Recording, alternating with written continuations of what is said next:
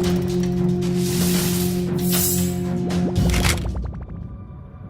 never gonna see Nick again. You leave him alone, he heads straight towards death.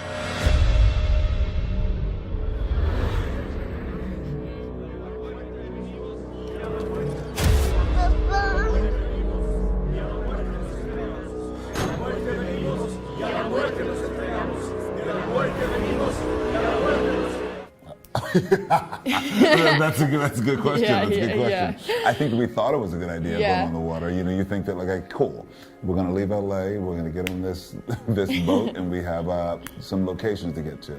But remember, it's LA, and there are a lot of other boats, and people coveting your boats. And so there we get to be caught up in situations like we have in the beginning of season, 2, where you know, we're getting compromised, taken hostage because of someone talking to. It's an easy mistake to make. To Jack, because he had this nice dulcet tones. He had a great ponytail. He had a great voice and a great ponytail, didn't he? He had a man, like a little man bun. Man bun. Yeah. So because we're on the boat, we got compromised by guys with man buns. I think we thought it was a great idea, but maybe not so much. Maybe it's time to get off. But I mean, it was cool being on the boat. That's new for this universe in general. Like, we haven't seen that in The Walking Dead. It was new for us, and it definitely gave people a different perspective. Yeah. I'm very comfortable with my role. I like the idea that people may think that, I don't know if any person who, if the audience think he's a bad guy, if a person actually thinks he's a bad guy. I think that Victor Strand is a complicated guy. He's an enigma wrapped in a conundrum. Wrapped in cash. Ooh. Exactly. Wrapped in Ralph Lauren. Wrapped in Ralph Lauren. So that's good. But I think that I'm very comfortable with playing a character like him. He's someone who's very surprising. I love his sense of humor. And I think that he actually has, he's more there's so much more than meets the eye. I think the moment protecting himself. The moment you get a sense of that, and I think that sometimes Victor, he's in control of what he'll let you see and when he'll let you see it. But he's been challenged lately when things are just revealed, and then so he has no control over it.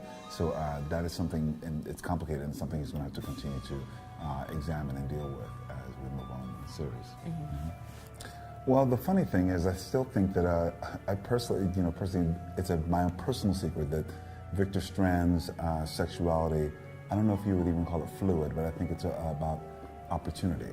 And so I think that I think it's easy to say that a character is gay and then just say, okay, that's who he is. But I think that, like, even in the very beginning, season 1, Victor Strand, Abigail, and Dave Erickson told me Abigail was my daughter. And then that changed in the writing room. They decided, okay, Abigail is going to be your partner. And so also I think that Victor Strand just lives in his own universe in a way of what is, and not that he lives in a place where it's gay, but gay. I just think that, he's very... Gay and gray. I think what's interesting about Victor Strand is that he's very complex. And so I think that, Abigail, if the opportunity had arisen, Abigail could have been a woman. You know what I mean? Abigail could have been whatever served him in the moment. And so I think that that's interesting. He's definitely an opportunist. He's an opportunist, but I also think that because sexuality is so, I don't know, it's a bit more complex. So that's what I think what we're trying to build with that character as well, which is even more interesting. So he's not just representing, oh, he's gay and that's what you think he is. In this moment, you saw him in a same-sex relationship, but he could evolve and do many things, and that's what's interesting to me. Yeah, I think that's a really great observation. Alycia's journey has actually been quite a significant one.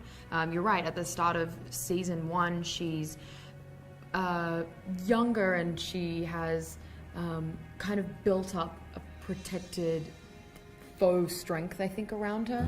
And that by the start of season 2, she's sort of coming into her own, but she's still very much trying to do right by everyone else and then actually just sort of making mistakes in the end.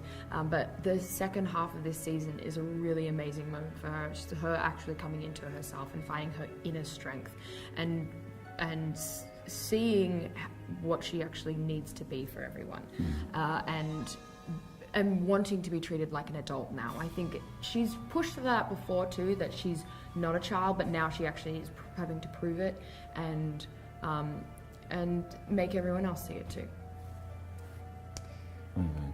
Well, what you're going to see in season 2B are characters still, once again, struggling with having to make choices that they would have never made before. Going to some of the darkest places, forming new alliances and new bonds.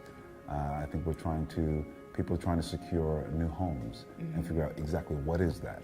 Yeah. Is it we're meeting new people. Meeting new people. There's lots of new people that we're groups. meeting. And we're also more fractured than ever. Yeah. So there are different Separate characters having their own separate journey. Someone locked this place down. Where are they now? Friends say you were walking with the dead. Safety in numbers. You are foolish. Death is not to be feared, but it shouldn't be pursued.